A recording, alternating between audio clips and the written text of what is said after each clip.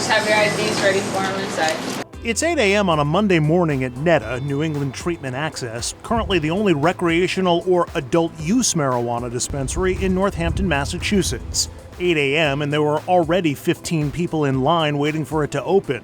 Around lunchtime Tuesday, the lines were even longer. Plus, all the people lined up inside the dispensary are meeting with patient service associates. And almost everyone is there to buy. Total comes to $169.3. NETA offers a wide range of products and price points. I'll also need 1-to-1 CBD cubes. Individual joints sell at NETA for $12 a pop. Ounces of marijuana are going for $300. And with so many different forms of cannabis for sale, we saw customer after customer plunk down hundreds of dollars without ever reaching the state or NETA's quantity limits. You have a sixth? NETA is privately owned and its employees could not share sales or revenue totals, but we know that each sale comes with a 20% sales tax in Massachusetts. 17% goes to the state, 3% goes to the city. The money is added up quarterly. On the first 2 quarters, it was a little over $1 million. Which means by our estimate, NETA's Northampton dispensary, one of 2 it runs in the state, did about $40 million worth of sales in just its first half year in the adult use business. The company describes its process as seed to sale, which means every single thing that we sell, we've made or baked or distilled ourselves. To do that, NETA employs 700 people across Massachusetts at their grow and processing sites and their 2 dispensaries. So there are people who are growers, there are people who trim the flower, there are people who make it into distillate, there are bakers. Full-time employees work 30 hours a week and make well above minimum wage. Most of our employees that you're seeing here are full-time employees. And health benefits are available, dental benefits are available. Even though we're a startup, we're pretty soon looking forward to a 401k. People are really interested in this as their field. NETA also does business with a slew of other businesses. The people who make what NETA needs to grow cannabis, from the lights and planters to irrigation and watering systems.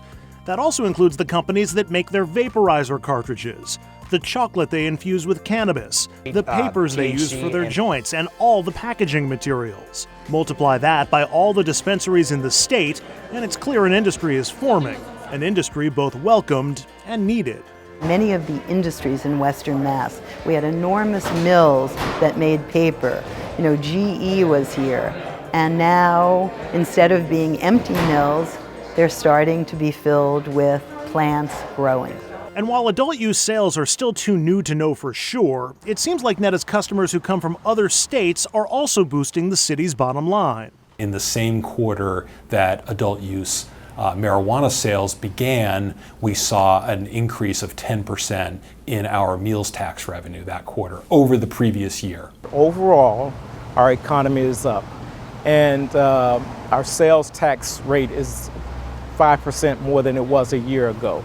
Our hotel rates are up 7% versus a year ago, and we're beating the national average. The biggest boost has been to businesses near the dispensary, even those that sell their own adult products. Business has definitely increased. We can definitely see an increase in sales, and overall just steady, and yeah, they've been great neighbors. Police officers have also benefited. NETA hires off-duty cops to help with the traffic. They like being able to work extra hours and have extra money. I mean, that's a great perk. Even the local newspaper has been able to cash in. We get rental income from NETA for utilization of our parking lot. But it's not universal. Some businesses near the dispensary say not much has changed.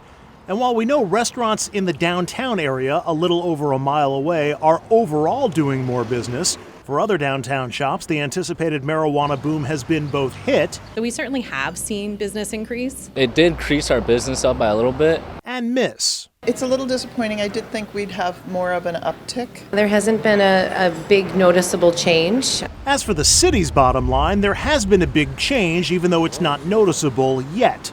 Remember how much the mayor said Northampton had already made in sales taxes in just the first 6 months of adult use marijuana?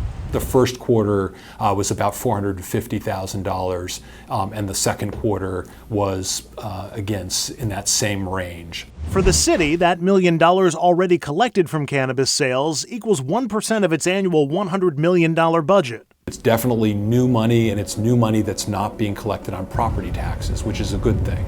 In addition to delaying a big planned property tax increase for at least a year, the marijuana money is going into the city's general fund. It's going to be funding schools, it's going to be funding public safety, public works, all the things that function as part of our general fund budget. There's more. The city and NETA also agreed on a 5-year host community agreement in which NETA gives Northampton an additional 3% of all sales, earmarked to offset any costs the city faces for having them there. What's the best way to apply that to impact specifically related to this industry, like roads and sidewalks and pedestrian safety and those kinds of improvements, and potentially substance abuse, responsible use kinds of public health initiatives as well. And there could soon be more. Another dispensary already has an option on a downtown storefront and is in the licensing process. And the city's not capping how many dispensaries can come to town. No one ever asked me about, should the city put its own cap on the number of alcohol establishments. No one has said, do we want to put a cap on tobacco establishments, which I believe those are the number 1 and number 3 leading causes of preventable death in the United States.